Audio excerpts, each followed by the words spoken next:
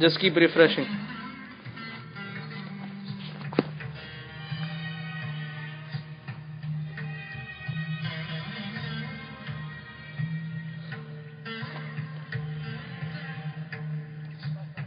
Live. Okay, good. Is the quality okay?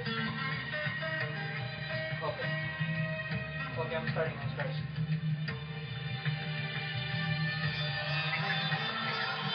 Let us focus on the song. Okay. Yeah.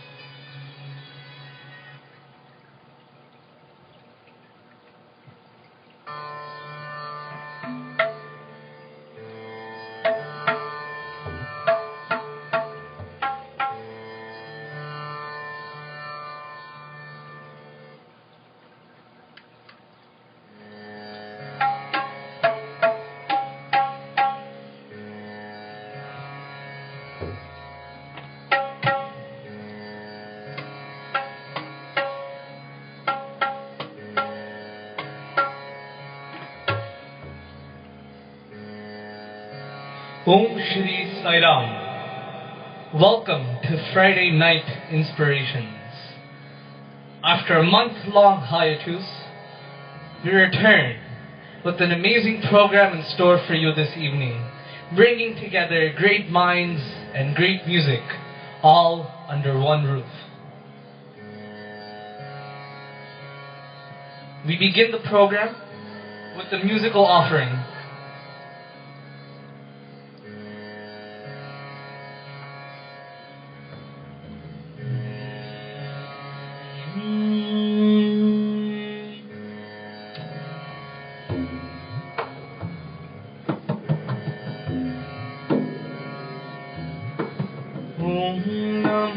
Bhagavate Sahadurjate Manshodhanaransaya Taukakataya Arhadisamya Sambataya Tanya Hao Shutane Shutane Sauragurma Varana Vasudane Suhal.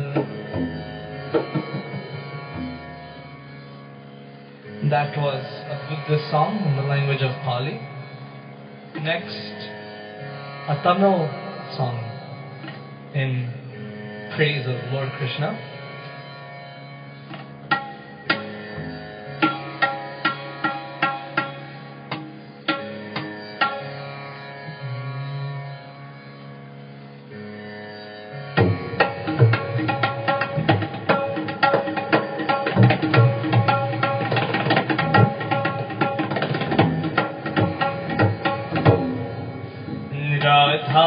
Madhav Mukunda Mohan Murali Madhi Vadan Krishna Krishna Radha Madhav Mukunda Mohan Murali Madhi Vadan Krishna Krishna Iri Nandela Munan Mayangum Uladuri Sayal Uladamiyangum Uladuri Mudi Mudi Asayum Amudanariyar Perugumi Sayam Radha Madhava Mukunda Mohan Murali Madhi Vadan Krishna Krishna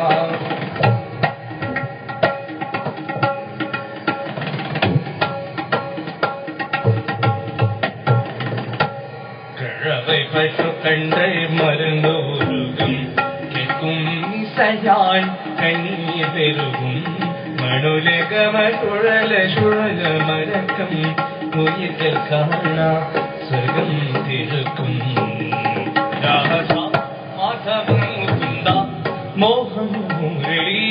Madhivadan Krishna Krishna.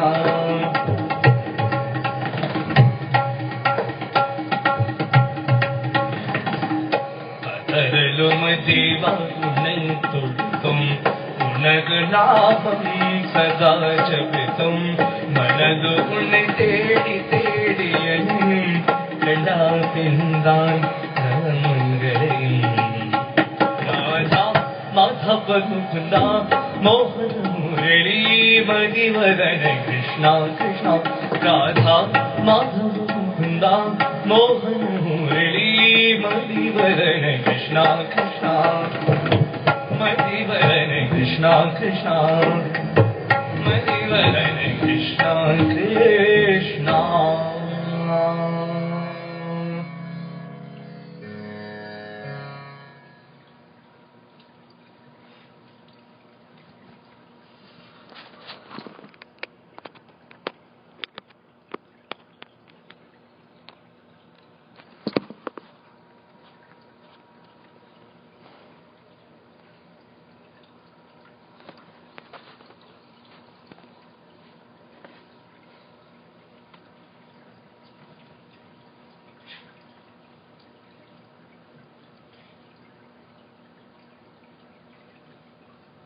Om Shri Sai Ram. With that, we move on to the next segment of our program, which today is Dharmic Discussions. This is the third time in the Friday Night Inspirations program that we are having this segment, in which Siddharth Shivakumar, my good friend who was joining in from Virginia, and myself, Rushi Umang Tanawawa, will be engaging in a thought-provoking conversation relating to topics concerning many teens and young adults in this day and age. And so with that, I request Siddharth Shivakumar to introduce himself. Hello, sign up. Can you hear me? Yes. Okay, great. Sign up, my name is Siddharth. I've been on this program a couple times before, and I am very well acquainted with Friday Night Inspirations and Dharmic Discussions, and really looking to get some great discussions going on tonight. Yes, definitely. So, Siddharth, can you hear me clearly? Yeah, I can hear you great. Okay, great. So, what's our first topic that we're going to talk about tonight? So our first topic is actually one that was stressed a lot by Shirdi Sai Baba, and it's a topic of Shraddha, or faith. So that could be faith in God, faith in a religion, faith in friends and family, faith in really anything that you decide to put your faith or trust into, beyond that which is known in our physical world. Wow, very interesting.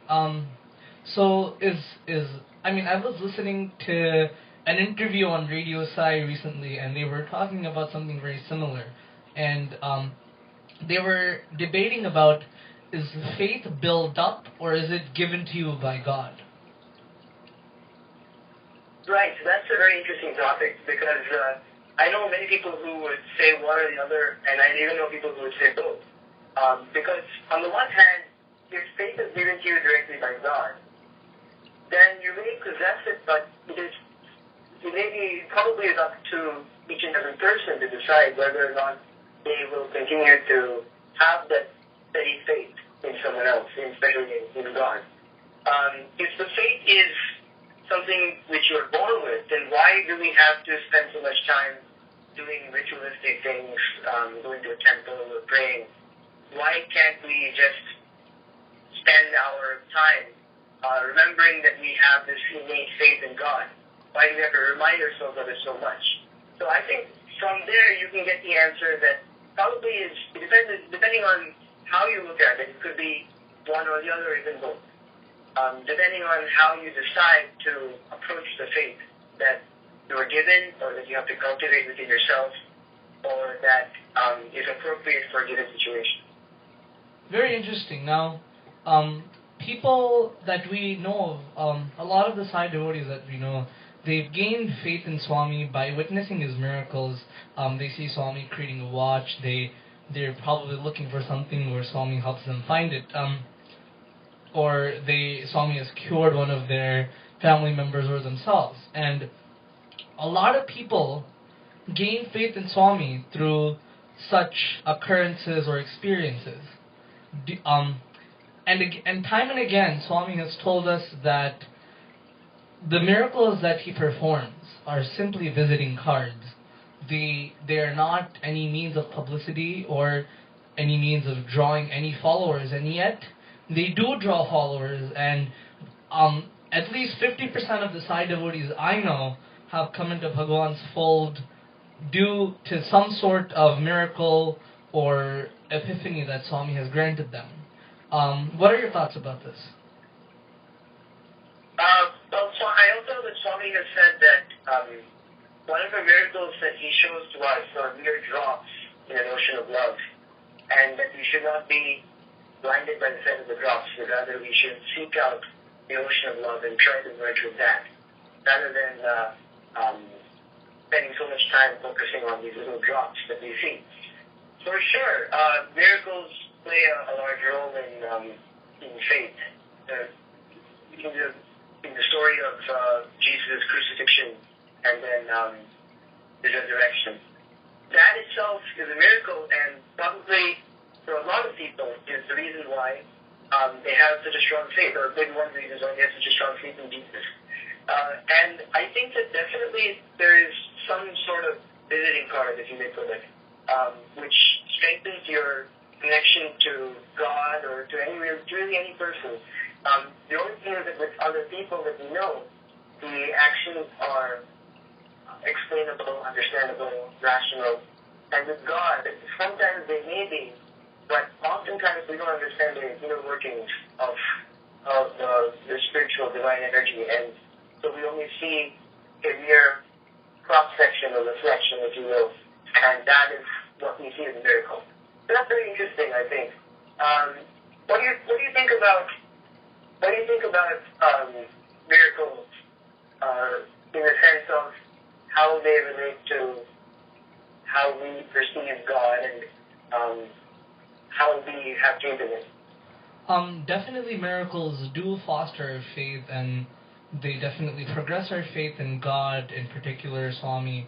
But sometimes I find myself in a debate: is miracles really the basis of what I'm basing my faith on? Is that why I'm believing in Swami, or am I entrusting myself in Swami because of his ideals and his teachings? Sometimes I feel like, and whenever I give talks at Sai events, I always end my talks by saying this, that sure, Swami has performed so many miracles over the course of his life, but the greatest miracle that he has performed is that of his love. He has granted us and the entire world with so much love. I mean, we can't even imagine who in this world would come up with so many gigantic service projects, reach out to millions, if not tens of millions of people across the world, touch them individually in every single heart of hearts, just like Krishna took the multi-forms when doing the Rasa Leela with the Gopikas. And at this juncture, I would like to ask you to sing the line of the song that we've composed, Harpal Gavatero Nam, in which we talk about the beautiful Rasa Leela that Swami in the form of Krishna used to play with the Gopikas. Sure. I'll sing just an entire verse. Sure. Govinda Mukunda Gopala Sanshama Dina Dayala, O Lord of Radha and Meera, dance with me Rasa Leela. Radhe Govinda, Radhe Gopala, Krishna call please. Very interesting that you mentioned that we mentioned Radha and Meera in this verse. Radha and Meera I feel, are embodiments, the epitome of faith.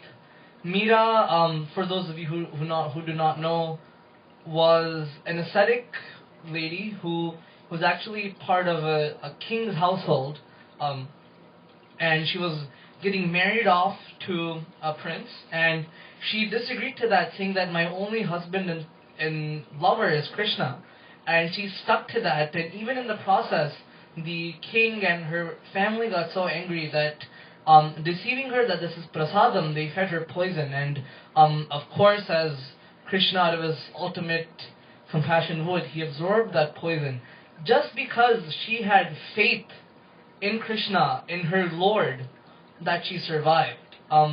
So I feel like these are all very good examples of faith that we have in front of us. Do you have any more examples of great devotees such as Meera and Radha? I know that there are definitely a lot of examples that relate to Swami, for sure.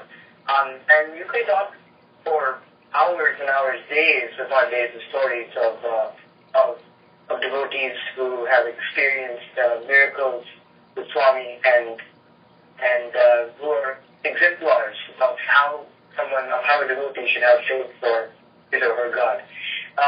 But I do want to mention that faith is a large concept, a large topic, and definitely is one that is hard to tackle. But there are a couple of aspects of it that can be pretty easily implemented into our own lives, one of which is surrender.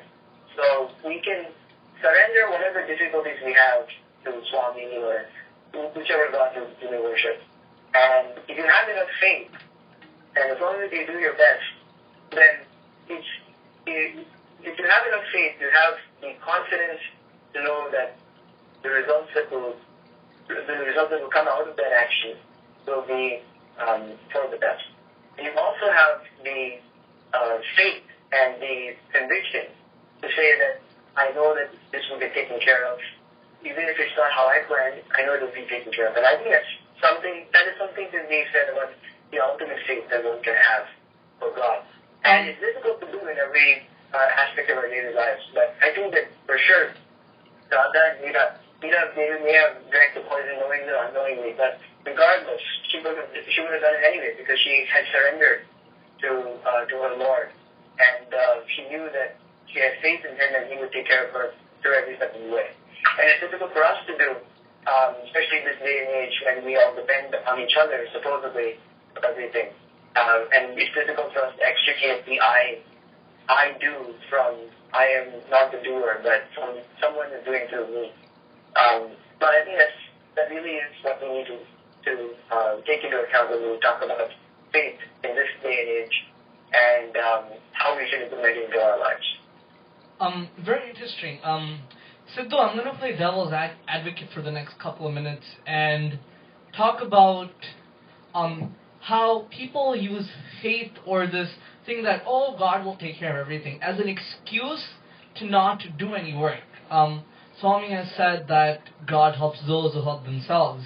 And, speaking of this, on March 15th, when we had Ravi Mariwala here at Friday Night Inspirations in Cycle Hall talking about his experiences with Swami, he mentioned something where he needed to pass a math exam and he needed to get, I think it was 50% on the exam. And after the exam, he knew that he had only even answered enough questions to get 48%. So definitely he couldn't have gotten 50.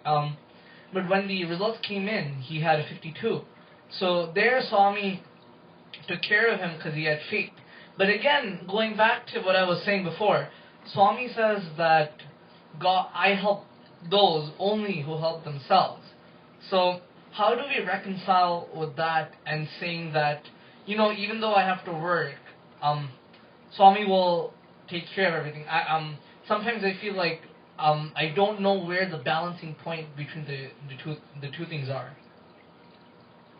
Right. So I think this is pretty well summarized in a small quote. I'm not sure if it's a quote, but it's definitely a saying that I speak to myself whenever I do this, a sort of dilemma like this. And it is, do your best and to Swami leave the rest. So doing our best doing our best, I think, is doing whatever we do is within our ability, jurisdiction to accomplish or to do. And that could be, for example, studying for a test. I think that definitely we have an ability to do well on a test based on our own actions, and that we should put in the time and effort, and we should study, and we should study as well as we can, and master the material as well as we think we can. And that may mean, of course, prioritization is an important thing to keep in mind, but that may mean physical discomfort. It may mean mental discomfort or instability or something. But definitely we should do our best given the circumstances and given the resources that we have. But then anything beyond that which we cannot anticipate, for example, if you organize a picnic, a side picnic, and you do the best job that you possibly can, you do a great job organizing, you can't predict the weather. So you do your best and leave the rest to Swami. A great example of that is our retreat, the regional Mid-Atlantic retreat this year. Definitely. Where, as you may recall, there was freezing cold, raining. We had snow on Friday night. Muddy. Yeah, it's an unforgettable experience. But obviously, we did the best job that we could, I believe, in order to put it all together. People spent so much time planning, so for 4 or 5 months, maybe even longer, planning for that experience, for that event. And Swami graced us with some not very nice weather. At least once it seemed this way. Whether or not the weather was good, I don't think it's up to us to judge. But we did our best, and we left the rest to Swami. Swami decided to give us cold and wet weather. What does that mean? Does that mean that we failed? No, it doesn't mean we failed. It means we did the best we could. We surrendered it to Swami. We offered it to Swami. We had faith in Swami. And Swami did what he thought was best for us. So perhaps we had some karma that we had to take back. Perhaps we needed to learn how to huddle together, unify in times of distress, and bear the discomfort, bear the individual discomfort in order to alleviate pain as a whole. Maybe Swami wanted to teach us that lesson. So, for example, if I did my absolute best on a physics test, I thought I really studied hard, and I still failed. And even though I surrendered to Swami, I still failed. I don't think it means that I failed as a person. It means that Swami is teaching me a lesson that field is not for me, or that my studying technique was not the best, or that I would have saved some, for example, if I had done the best in the class, maybe I would have gotten some drishti. I would have saved some of that, would have spared that. So Swami has his own plan for us. We have to do the best that we think we can given our own circumstances, and we have to make a judgment call given those circumstances. But then we should not judge whatever Swami gives us in return. And that's the most difficult thing to come to terms with, especially when it is something where you feel like you have planned and you have done a lot of work. As soon as you put the you or I in there, it is not you it is not Swami who is acting to you. It is you who are acting according to you, and you will also bear the consequences of whatever actions you don't perform. And that's difficult to reconcile when you're not able to extricate the I from the act. So, in conclusion, we have to be humble, we have not to act with ego, and we must do our best and lead to something else. Very good points that you brought up there. Bringing it back to the retreat last Sunday at Center, our Center president was talking about the weather and how it was terrible, just like you mentioned.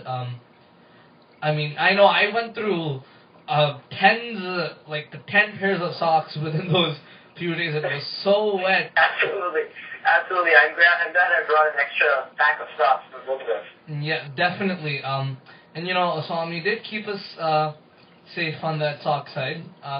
But apart from the humor, Rajan Uncle, our center president, brought up a very good point about the weather and said that usually when the weather is great and retreat is going well, we find that not many people sit in the devotion hall. You'll find many people outside playing cricket. doing other things, sitting on the benches.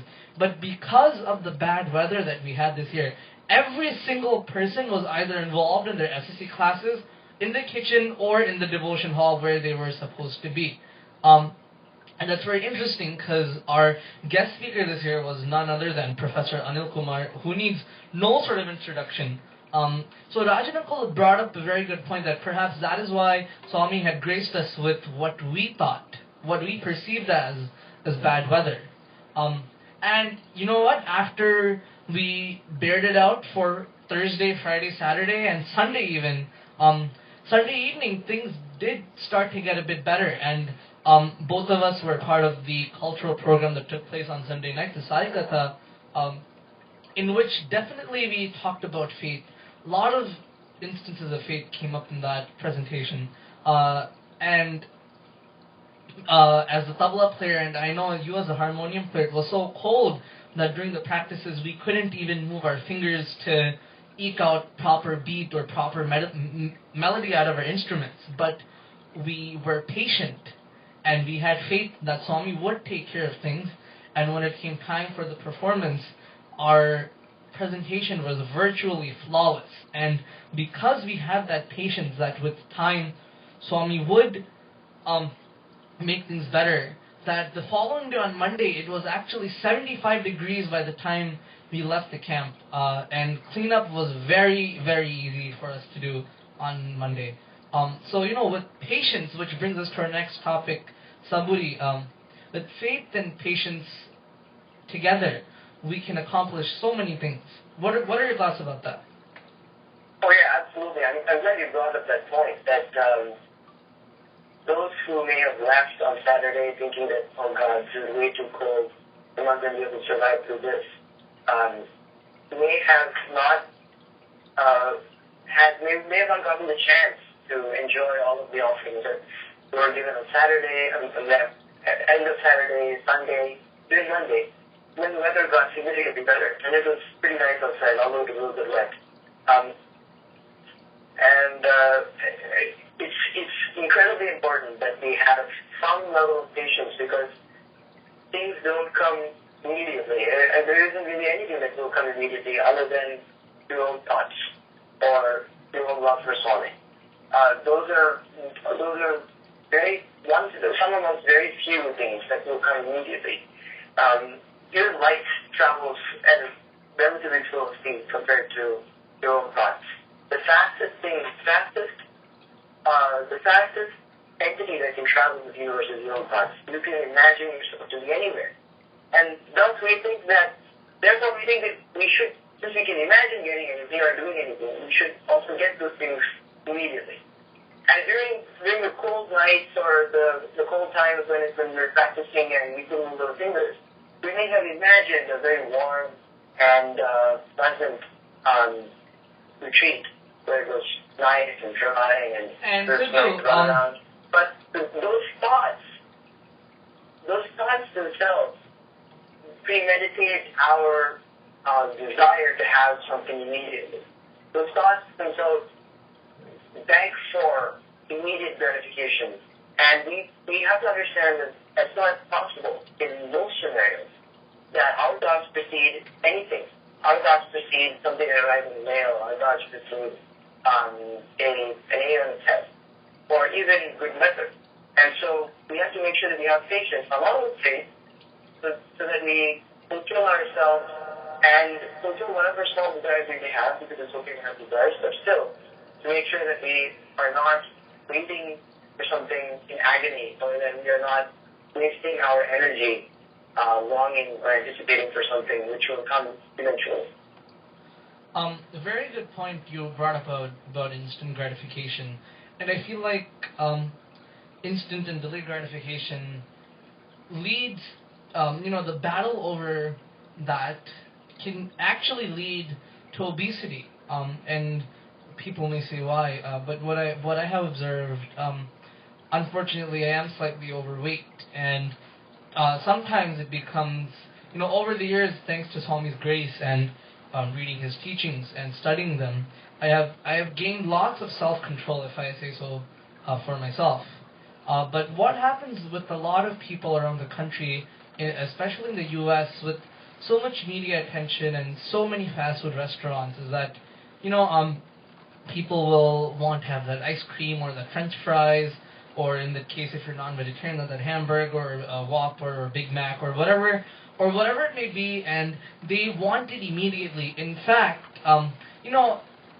things such as burgers, fries, or ice cream, or any sort of junk food should be saved as a treat, occasional treat that you can feed yourself when you've accomplished a certain goal. For example, I have a goal that after I lose about 10 pounds, I'm going to treat myself to an order of fries from Five Guys. So, hopefully I can stick to that goal, which I probably will. But a lot of people do not stick to such goals, and because they want that instant gratification, eventually leads to obesity. And I find that very interesting and very intriguing, that just because people don't have control over their minds, their waistline is increasing, weight is going up, diseases are going up. The biggest killer of humans in America is heart disease, which is directly caused by obesity. So if you connect the dots, basically you can say that if you fall for that instant gratification, it could potentially lead to death. What do you think about that? Oh yeah, that's a great point. And that's not one that you would immediately associate with instant gratification. In terms of self-control, I have personal experience or story that has to do really with self-control, and I think you know this story too. I went to Patti last in 2009 and over the summer, and I at that time I really love chocolate. It was my favorite food to eat. I used to eat it all the time. And we went to Patti, and Swami for some reason was upset with me. He wouldn't look at me, and the first time he looked at me, he glared at me, and I could see that he was upset with me for some reason. I didn't know why.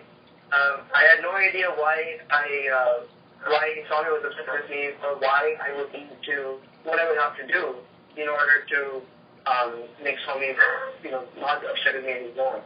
So the step that I took in order to become better in Swami's eyes, which was suggested by my mother, was to give up chocolate, because chocolate was my favorite food. And so the idea was that by exercising self-control and giving up something that I really loved, which was not really very good for you, but eaten in large quantities. It is a junk food, of course, it may have its health benefits. It is a junk food when eaten in large quantities. That surely that would contribute a lot to my own sadhana and would seep into other areas of my own behavior. And I promised Swami that after I left, until I saw him again, I wouldn't eat chocolate. So I stopped eating chocolate, and I never ate chocolate after that summer, throughout the whole year. And the next year, Swami took Mahasamadhi, and since then, I have not eaten chocolate, not even one piece. I think the only time when I ever ate chocolate between then and now, actually twice, was the two times that we saw Amma, that is Amrita Nandamayi, when she gives us Hershey's Kisses as her prasadam after her darshan. And that's the only time I've eaten chocolate. I think that immediate gratification that you may have relates greatly to self-control, to being able to proceed on your own desires, and to make sure that you are not falling victim to your thoughts, which can travel faster than the speed of light, and your desires, which can proliferate faster than your own thoughts.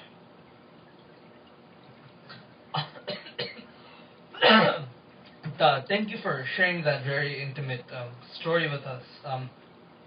And definitely I commend you for your self-control, and I have a similar thing that I've quit. I've quit eating eggs, and I've quit eating drinking soda. So, I used to love eating cake, cookies, and all of that. A lot of those items have eggs, so one of our family gurus, when I went to see him in 2007, he said I should stop eating eggs, and he's not antaryami or omniscient like Swami is, but somehow he probably knew that I was eating eggs in the form of cake and cookies. So from that point onwards, I stopped doing that. Also stopped drinking soda since fourth grade, and actually haven't drank a drop of soda after that. So yeah. That's really great. I still eat eggs when they're in baked goods, and I still drink soda too. So maybe that's the next solid enough for me. I'm not sure. Mommy says everything is good in moderation, nothing is good in excess. So I'm not sure if completely cutting either of those things for me right now is the best thing to do, since I enjoy both of those things in the right quantity. But surely that's another sadhana that I can undertake. So actually, I had another point when it comes to patience and instant gratification, and that is that we are in an age where, I said that thoughts travel faster than the speed of light, but the speed of light is pretty fast too. When you're close enough, you can't really tell the difference. And our phones, our computers, everything travels at the speed of light, and communication travels. We can communicate almost instantaneously, virtually instantaneously nowadays.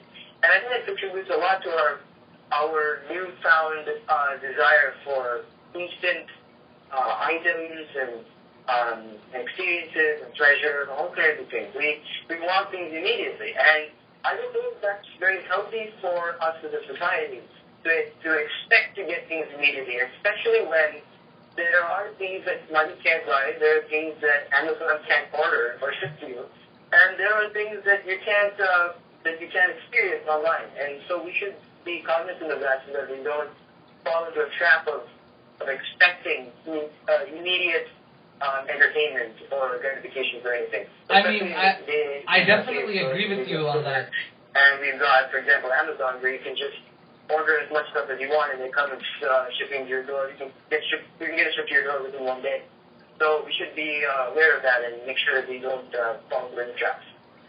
Definitely agree with that. And that quest for instant communication, instant whatever, has led to so much distraction. We see kids are constantly on Facebook, AIM, which is basically obsolete by now, but you have IMs installed in Gmail, Facebook, and a lot of these other applications that are actually distracting students from their schoolwork.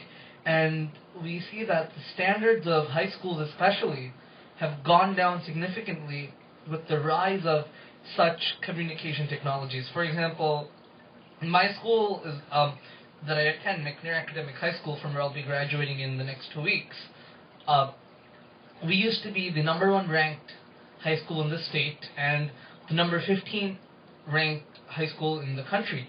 And and this was pre-Facebook, pre-instant messaging, the revolution of instant messaging. So back in 2003, 2004, these were our rankings.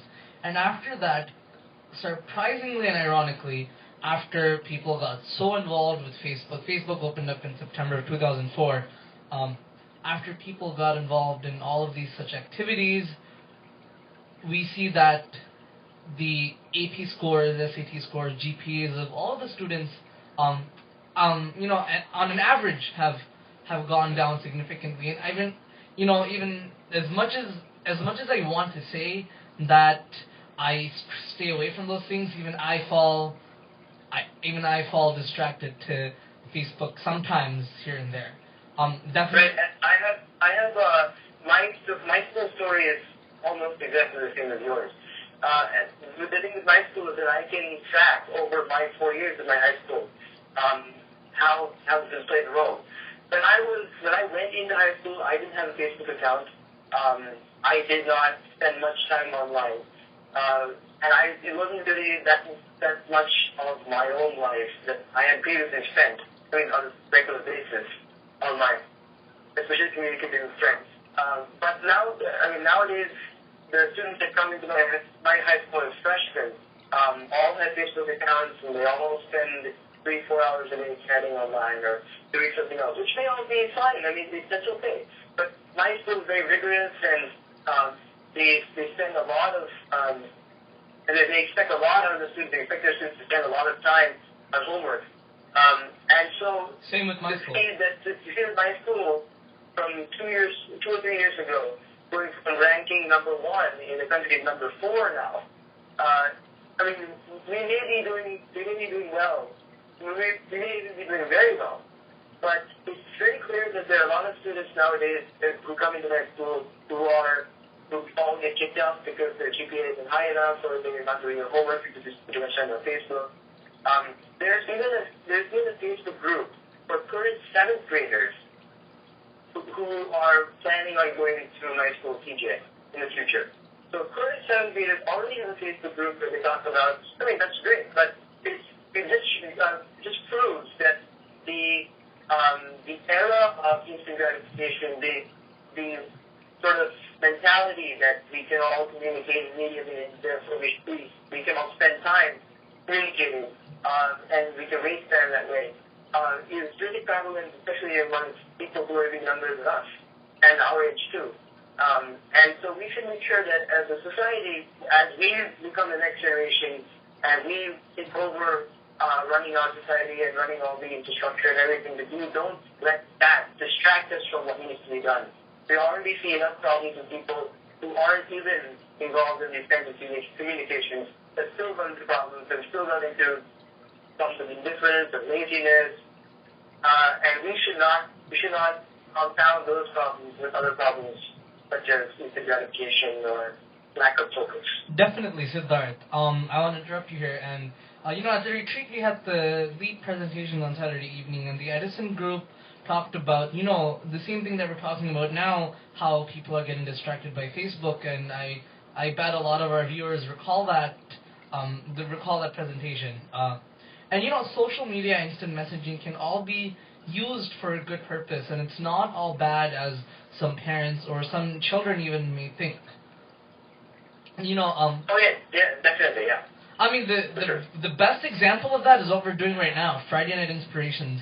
Not to toot our own horn or so, but we're spreading Swami's message. We're spreading the message of love in our own way, in our humble way, to as many people as we can. And the only way we do this is by instant messaging, Facebook, and all of that. Without Facebook, nobody would be watching the Friday Night Inspirations broadcast right now, because that is our main advertising tool. And Facebook is also very important, but like you say, getting distracted by Facebook is very, very harmful. Can cause GPAs to go down, and even on a larger scale, school rankings can go down as a result. And because of so much technology, we see that people are not spending enough time outdoors. What do you think about that? Right. I have actually, just to comment on that, in our SSC classes, someone suggested that just so that we don't get too distracted by Facebook, or that we keep tabs on how much we really are dependent on it, how much we spend time on it. Someone suggested that every time we check Facebook, we chant one Gayatri, or every time we check our text, or text someone else, we chant one Gayatri. Chanting Gayatri, it doesn't take much time, it's beneficial, and it reminds you that you are spending precious time doing something that maybe isn't as important as what you should be doing. So I think that's a great way to stay focused, especially in the United States, because it ties together Namasmrana, focus, Facebook, social media, things like that. So I think that's a great way to keep yourself focused, or at least aware of how much time you spend on Facebook or doing anything else. And even chanting Gayatri for, let's say you chant for 2 minutes in the morning, I think that focuses me a lot. I chant 9 Gayatris at least in the morning when I wake up. And that helps me focus, at least for the morning time, because in the morning you feel groggy and you don't want to wake up, and you're tired and you don't really want to do anything.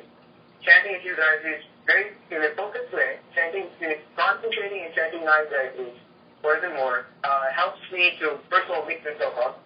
And then, after I chant the Gayatris, my mind is clear, so I can then decide what I need to do for the day. And it's very easy to continue from there, because my mind is focused, maybe not on anything specifically, but it's easy to focus it on something. And I also gain the benefit of chanting Gayatri, which is another side effect, which is really good. Great. So yeah, because of social media, people are definitely not getting outside. We see back in the day people used to meet in person, go to parks, play together, play sports together. And I can attest that for myself.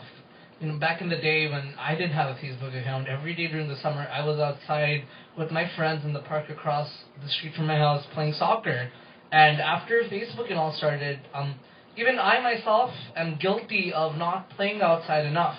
And as I stare at the park in front of my house nowadays, it's virtually empty because all I see is the little kids who probably don't have a Facebook account, don't have an email address or a Twitter account, and are carefree of any of such electronic instant messaging applications. So I'm clearly seeing in front of my eyes. There's the people in the court in front of my house. As the days go on and on, I see lesser and lesser teenagers playing outside in the sun, which is something great to do in the summer. The sun, even though nowadays with the global warming and the depletion of the ozone layer, we have issues of UV radiation poisoning. But besides that, if we take proper caution, sunlight can be a very, very good thing for our bodies. For sure. I think biologically, it's been proven several things. Biologically, psychologically, spending time outside is very beneficial. I think vitamin D. It helps you not to be depressed. There's seasonal depressive disorder, or I forget the exact name, but it is when you experience a lack of sunlight and that makes you feel depressed. There are a lot of benefits to being outside. I think going back to the retreat, I think it's a very poignant example of why we should commit to spending more time outside. It's easy to spend time inside, and I don't think that we should go back to caveman times or live in the desert where we were forced to spend time outside. There are a lot of benefits of staying inside too, mainly that you don't have to put yourself under really harsh weather conditions like at the retreat. But being at the retreat, especially this year, where we expected to be outside, but we're forced to be inside because of the harsh weather, I think teaches us a couple of lessons. First of all, the retreat, I think we all look forward to it, mainly because of the sadhana and getting to know other people. Maybe for me, something else we look forward to is the weather and spending time outside, but I don't think that's the primary reason why we look forward to it. But this year, I think that so much of the focus was on weather, that we directed all of our attention and all of our energy towards indoors versus outdoors.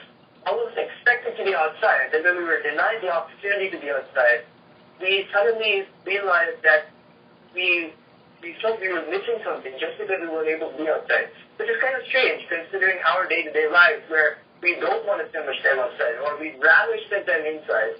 And at the retreat, we had to spend time inside. It was warm, and maybe we appreciated that. But we wished that it would be warm outside, then we could spend time outside. And I think that's how it should be. We should always long to spend time in nature. Even if outside is not really full of nature. Siddharth, so basically your retreat example proves that the human body is naturally accustomed, naturally acclaimed to spending time outside. Do you agree with me? I'd say that partly naturally and partly psychologically. There aren't many times when I walk into my room and I just marvel around in my small room and I say, wow, this is so beautiful. Especially when it's messy, which most of the time it is. But there are numerous times when I leave the house and I see the sun glistening through the leaves, or I smell the fresh wind, or it has just rained outside, but it's still sunny, so there's like water, there's dew all over the ground and these little puddles. Those are the times when you really appreciate being outside. And I think we should indulge ourselves more in that, because that's very healthy for us. Rather than confining ourselves to small spaces, cramped spaces, which I'm also guilty of, and spending a lot of time inside. And it's hard to do when we've got schoolwork or a job or something which requires us to be inside. But we should make time for that. Maybe commit to taking a walk on Saturday evenings instead of going to a party or watching a movie. I have a dog, so it's easy for me to make an excuse to have to go outside and take a walk. I can say, sorry guys, can't go to the party, I have to walk my dog, and I have to take care of him. And that way, I get exercise, the dog gets exercise, people go outside, and I can spend some nice time outside inside the nature. Definitely great example. I mean, playing with your dog Bhairav is always a fun experience, and sometimes could be messy. He does urinate on the carpet and other things. Yeah, he does all kinds of things. That also teaches you a few lessons too. But they're a little bit different. Yeah. So yeah, basically staying outside is definitely all win-win situation. But you did mention your room at some point in what you were saying, and in your room you were saying how you're not, you can't appreciate the beauty of your room. But for a weird cause and a weird coincidence, I actually can appreciate the beauty of my room. By Swami's grace, I have been granted the opportunity of sleeping every day in the room that you're seeing right now, which is our prayer room, our cycle on top. And I definitely am sure we feel Swami's vibrations here. We feel Swami's love, Swami's presence. But Swami is present everywhere in all of nature, in the trees, in the birds, in the chirping of the birds, in the whistle of the wind. He is there in all of that, and I feel like even spending time in nature can help us feel Swami's presence if we're in that mindset. What do you think? Hello, sorry? Yeah, I was saying that spending time outside can even help us feel Swami's presence around us. Oh yes, yeah, definitely. Especially in an environment like your prayer hall, cycles and hall, it's very easy to feel Swami's presence in a place which is just immersed in energy. I think what's more difficult is to find Swami's presence in more mundane situations. Like even my room. My room has one large picture of Swami, and a bunch of other scattered small pictures of Swami, but I don't walk in my room and feel Swami's presence every time I walk in, because it doesn't evoke that kind of natural response from me.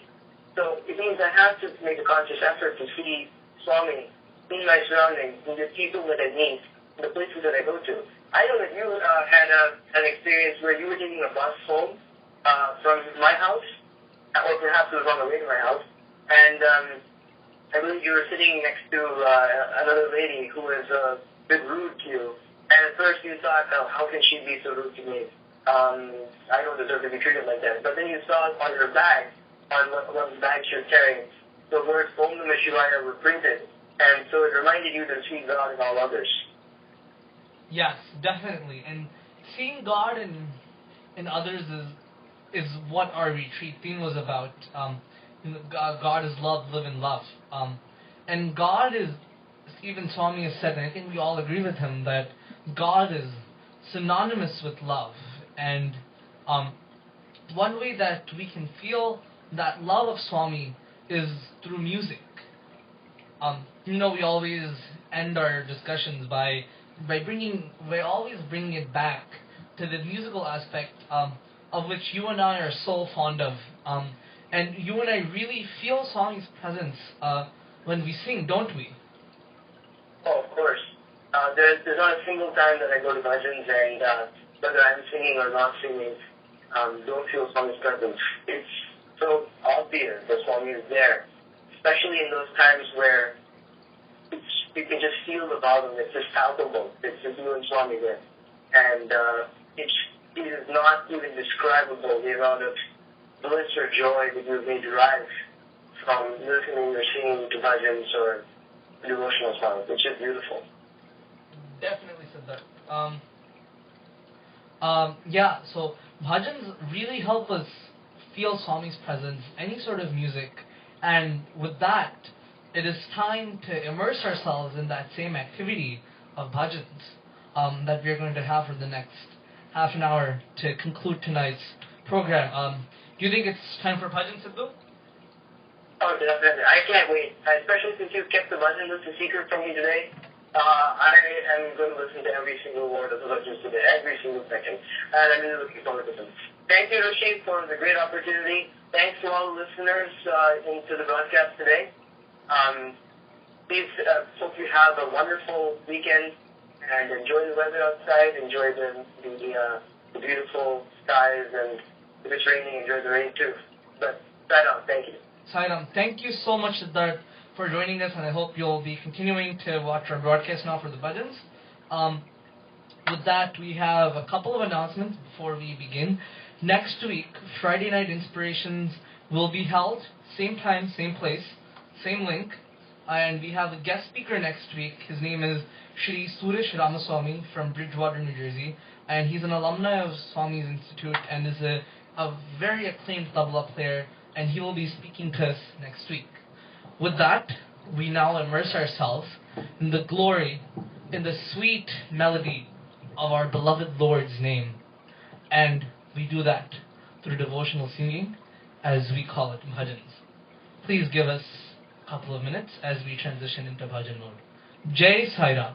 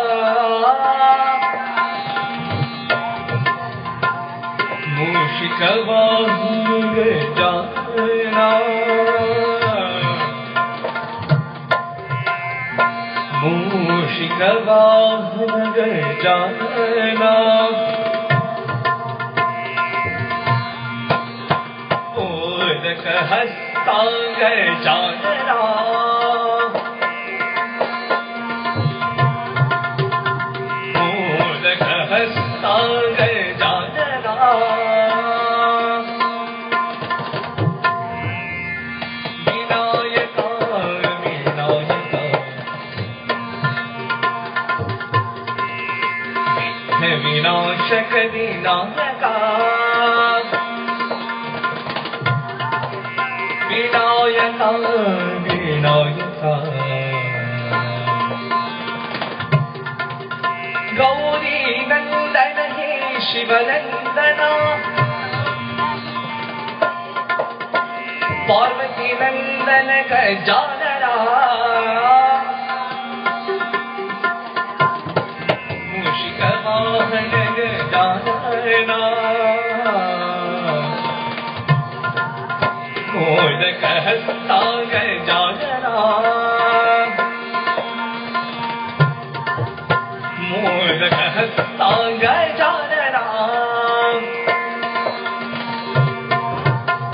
Gauri नंदन हे शिवनंदना बोलो गौरी नंदन हे शिवनंदना पार्वती नंदन गजानना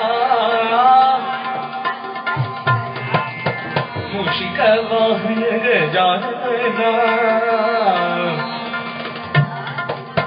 मोदक हस्ता गजानना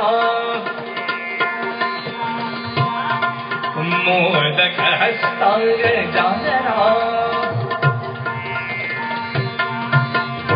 विनायका विनायका प्रेमामृत बरसावो बाबा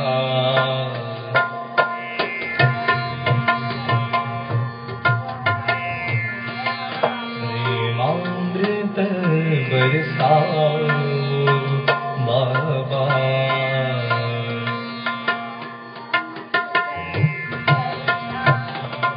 दया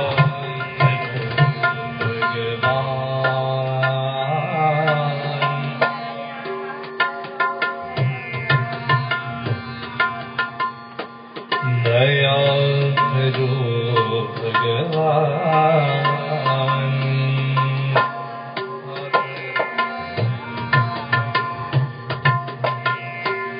कृपा करो भगवान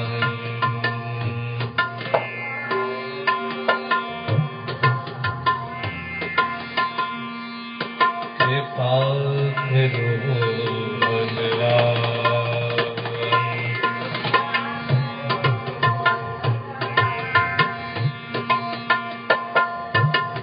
तुम्हारी दया बिन कैसा जीवन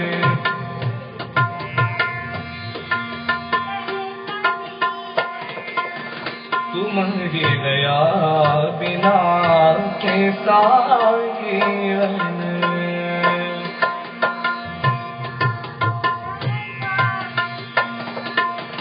रोम रोम में बसने वाले राम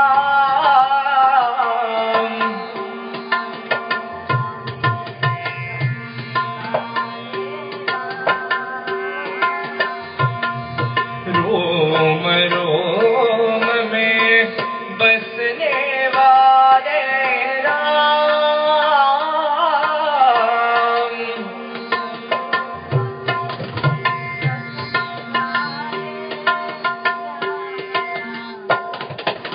जन्म मरण से पार उतारो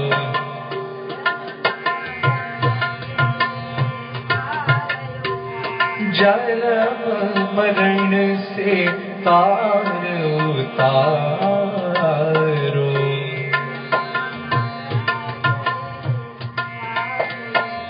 दया करो भगवान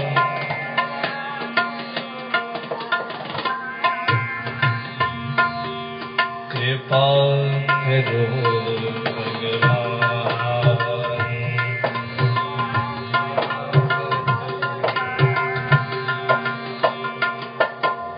कृपा करो भगवान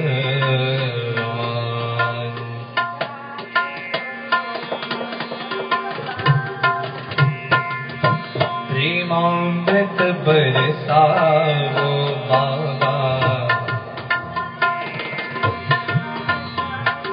दया करो भगवान,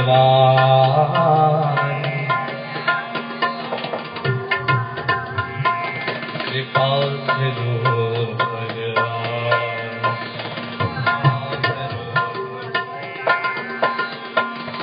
तुम्हारी दया बिन कैसा जीवन, रोम रोम में बसने वाले राम,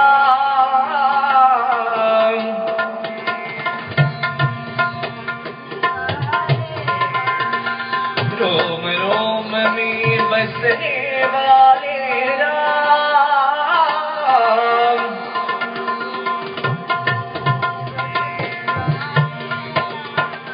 जन्म मरण से पार उतारो,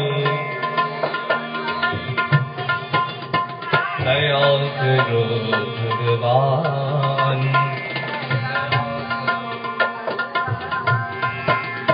कृपा करो भगवान, साई कृपा करो भगवान।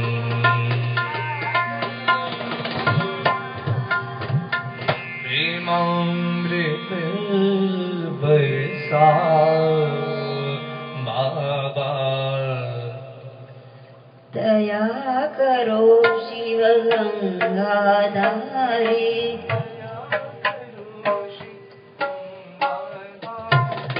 दया करो शिव गंगाधारी,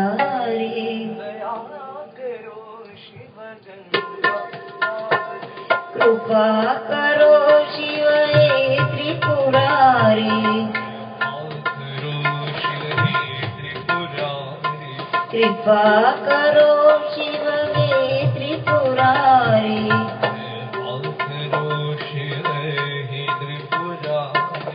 दया करो शिव गंगाधारी,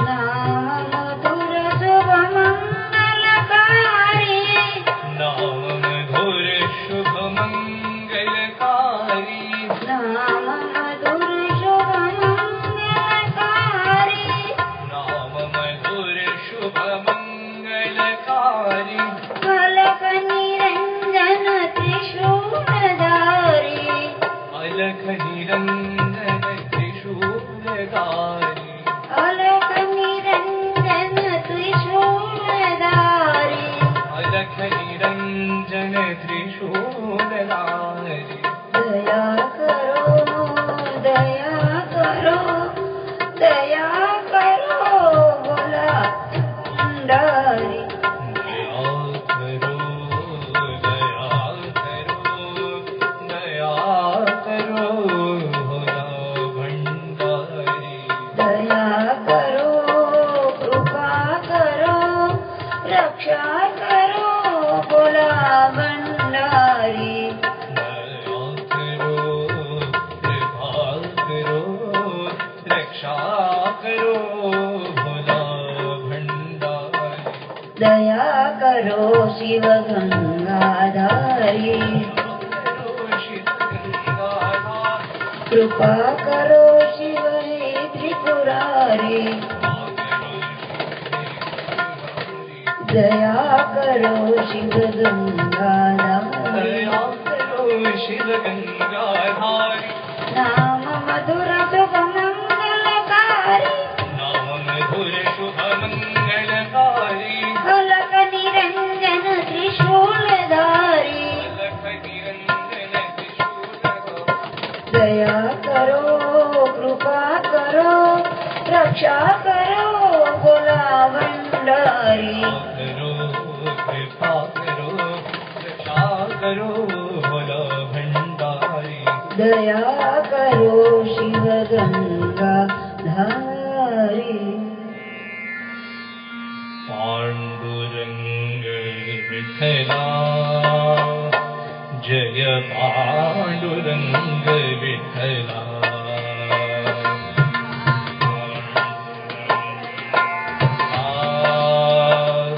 जय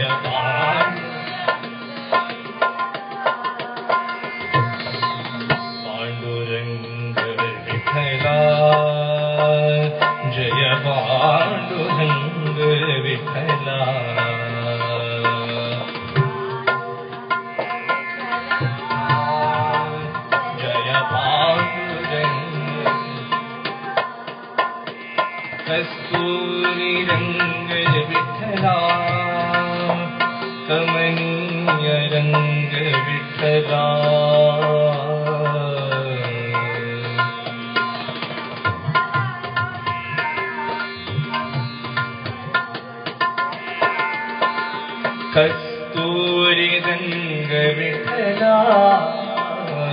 ಕಮನೀಯ ರಂಗ ವಿಠಲ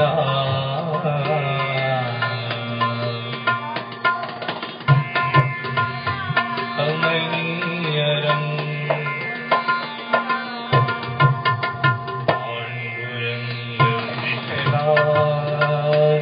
ಜಯ ಪಾಂಡುರಂಗ ವಿಠಲ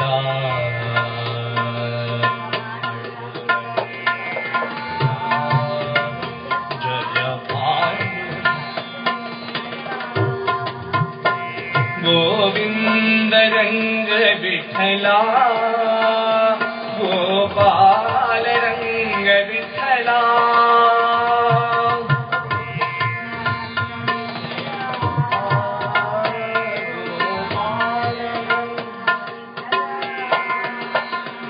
गोविंद रंग विठला गोपाल रंग विठला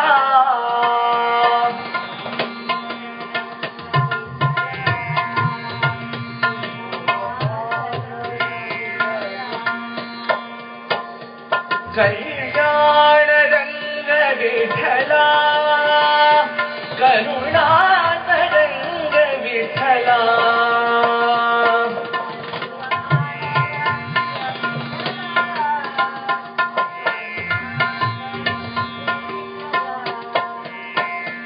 कल्याण रंग विठला करुणात रंग विठला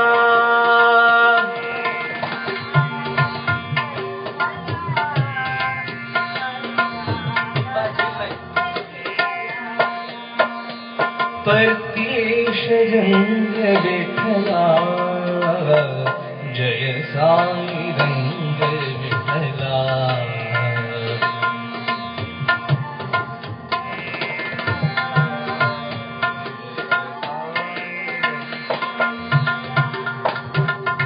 परतीश रंग विठला जय साई रंग विठला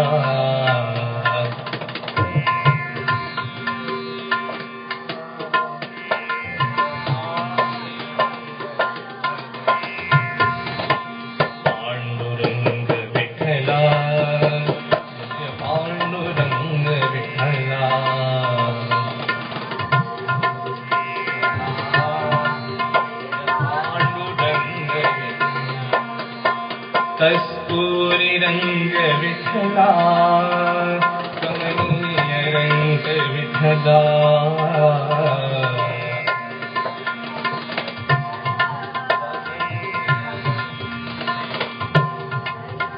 पांडुरंग विठला जय पांडुरंग विठला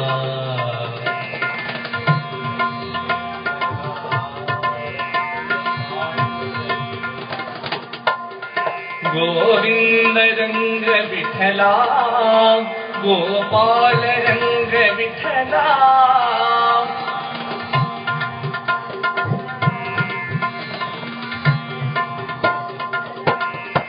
कल्याण रंग विठला करुणांत रंग विठला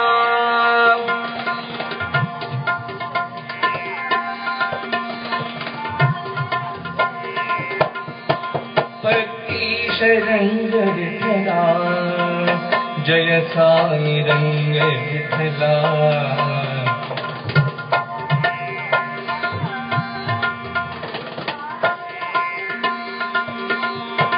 परतीश रंग विठला जय साई रंग विठला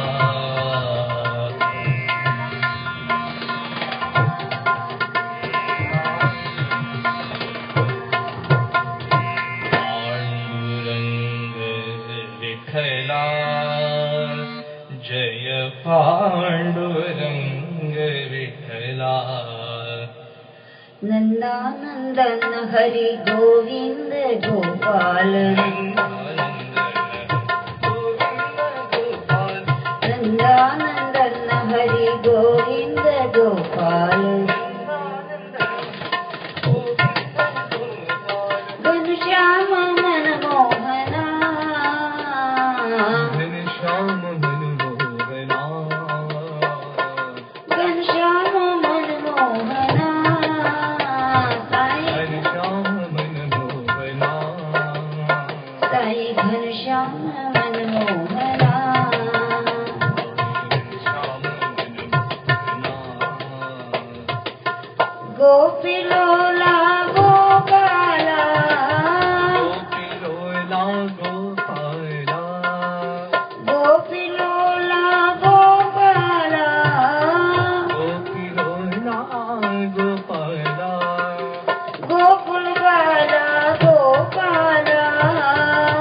गोकुल बाला गोपाला गोकुल बाला गोपाला गोकुल बाला गोपाला हे नंदलाला गोपाला नंदलाला गोपाला हे नंदलाला गोपाला नंदलाला गोपाला घनश्याम मनमोहना श्याम मनमोहना साई घनश्याम मनमोहना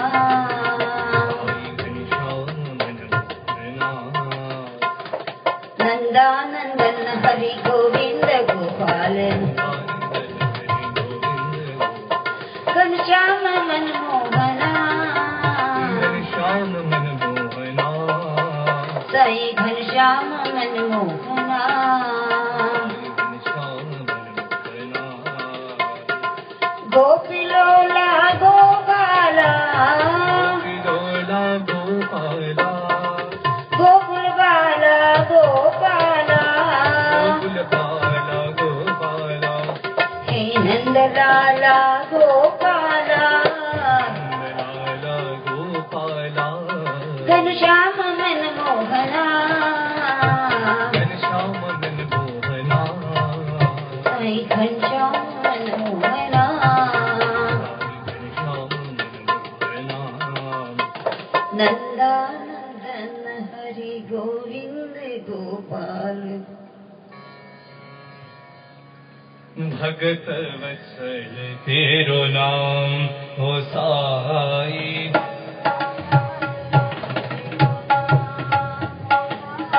भक्त वत्सल तेरो नाम हो साई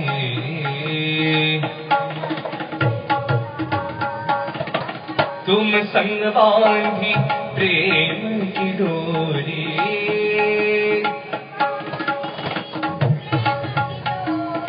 तुम संग बांधी प्रेम की डोरी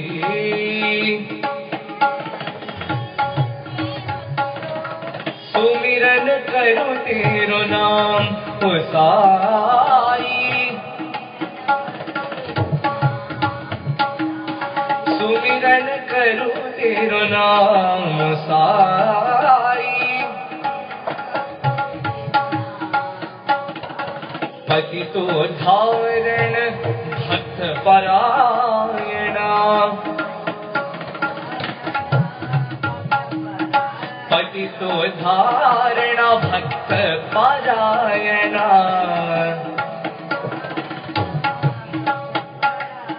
परमेश्वर साई राम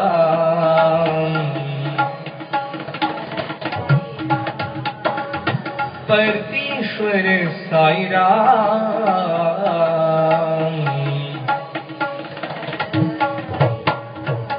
भगत वत्सल तेरो नाम साई तुम संग बांधी प्रेम की डोरी सुमिरन करो तेरो नाम साई पति तो धारण भक्त परायणा परमेश्वर साई राम पुटपतीश्वर साई राम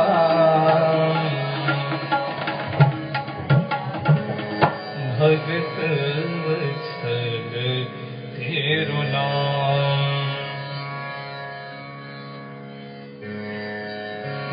गिरिधारी जय गिरिधारी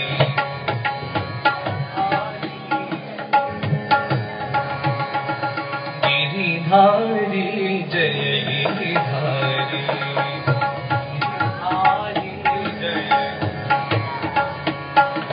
सुगंध तुलसी दल वन माली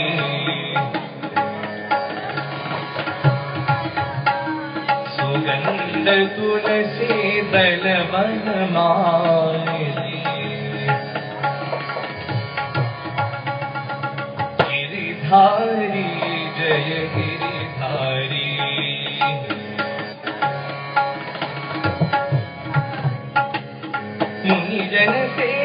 सेवित माधव मुरहरा मुनि जन सेवित माधव मुरहरा माधव मुरहर माधव मुरहर मुनि जन सेवित माधव मुरहरा मुरली मनोहर गिरिधारी गोप गोपी मनोहरा गिरिधारी गोप गोपी मनोहरा गिरिधारी गिरिधारी जय गिरिधारी सुगंध तुलसी दहवन मारी गिरिधारी जय गिरिधारी मुनि जन सेवित माधव मुरहरा माधव मुरहरा माधव मुरहरा मुनि जन सेवित माधव मुरहरा मुरली मनोहर गिरिधारी गोप गोपी मनोहर गिरिधारी गिरिधारी जय गिरिधारी गिरिधारी जय गिरिधारी गिरिधारी जय गिरिधारी गिरिधारी जय गिरिधारी गिरिधारी जय गिरिधारी बोल गिरिधारी जय गिरिधारी गिरिधारी जय गिरिधारी गिरिधारी जय गिरिधारी गिरिधारी जय गिरिधारी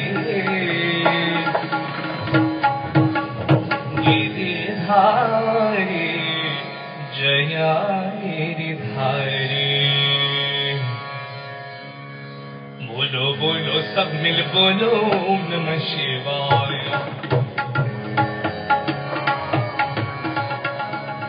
बोलो बोलो सब मिल बोलो ओम नमः शिवाय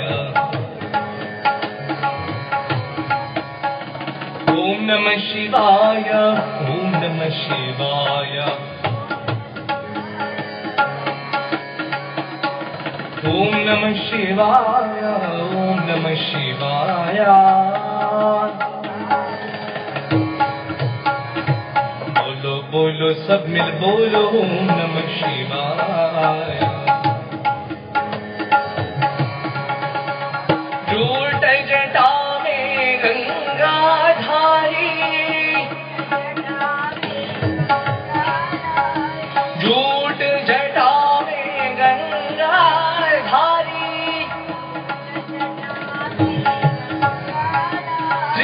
त्रिशूलधारी डमरू बजा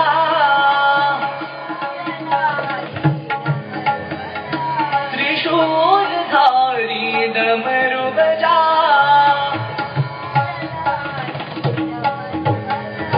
डम डम डम डम डमरू बजे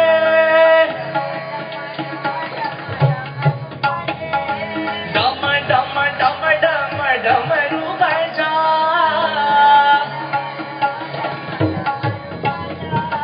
गूंज उठाओ नमः शिवाय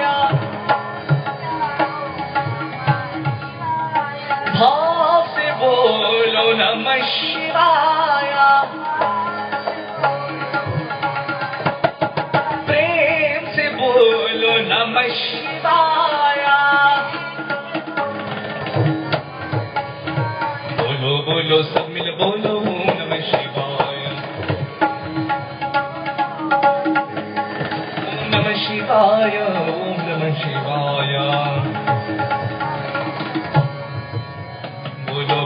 सब मिल बोलो नमः शिवाय।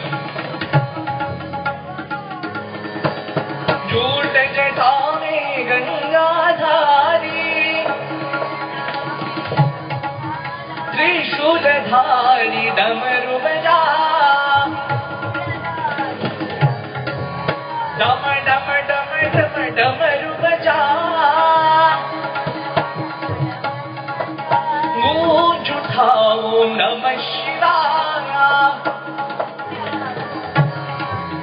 भाव से बोलो नमः शिवाय प्रेम से बोलो नमः शिवाय भाव से बोलो नमः शिवाय प्रेम से बोलो नमः शिवाय हृदय से बोलो नमः शिवाय हृदय से बोलो नमः शिवाय ओम नमः शिवाय ओम नमः शिवाय ओम नमः शिवाय ओम नमः शिवाय ओम नमः शिवाय ओम नमः शिवाय ओम नमः शिवाय ओम नमः शिवाय हरि ओम नमः शिवाय ओम नमः शिवाय बोलो ओम नमः शिवाय ओम नमः शिवाय प्रेम से बोलो नमः शिवाय ओम नमः शिवाय ओम नमः शिवाय हरि ओम नमः शिवाय साई ओम नमः शिवाय बोलो बोलो सब मिल बोलो ओम नमः शिवाय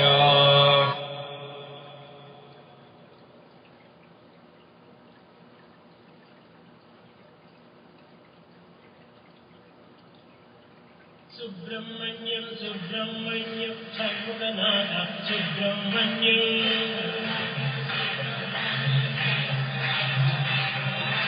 Subramanyam Subramanyam Shanmuganatha Subramanyam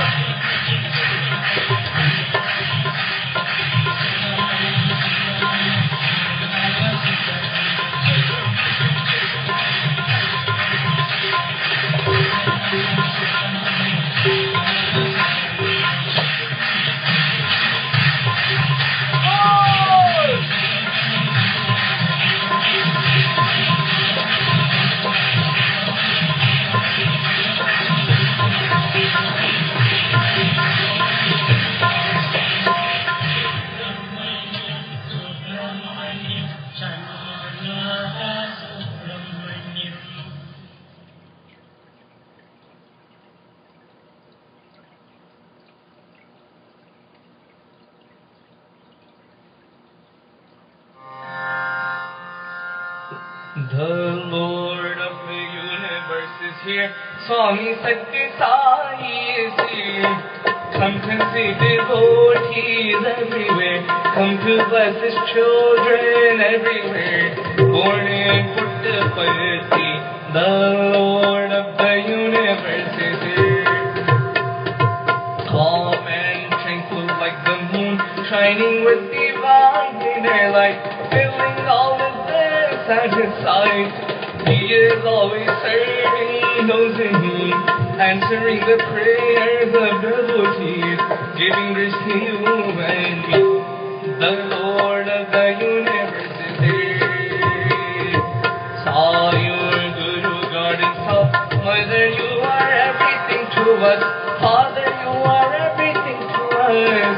You are the divine primal energy that manifests all that we ever see. You are the one reality. The Lord of the universe is here. Sai with the sacred form of Om, universal radiance divine. Please accept this offering of mine, the flame of love that burns within my heart, meaning we can never be apart. You and I are ever one. The Lord of the universe is here. Narayana Narayana Om Satya Narayana Narayana Narayana Om Narayana Narayana Om Satya Narayana Narayana Om Sai Narayana Narayana Om Jai Satguru Deva Narayana Narayana Om Satya Narayana Narayana Narayana Narayana Om Narayana Narayana Sai Narayana Narayana. The Lord of the universe is here.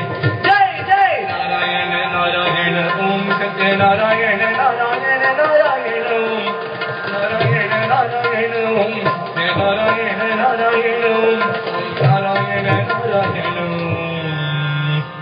The Lord of the universe is here. Om. Peace, peace, peace. Samasta loka sukhiно bhavantu. Samasta loka sukhiनो bhavantu.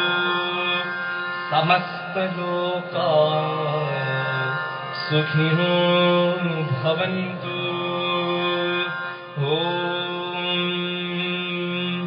Shanti Shanti Shanti. Jai Bolo Bhagwan Shri Satya Sai Baba ki Jai. Om Shri Sai Ram. Thank you for joining our broadcast of Friday Night Inspirations this evening. We hope to see you same time, same place next week, 8:30 p.m.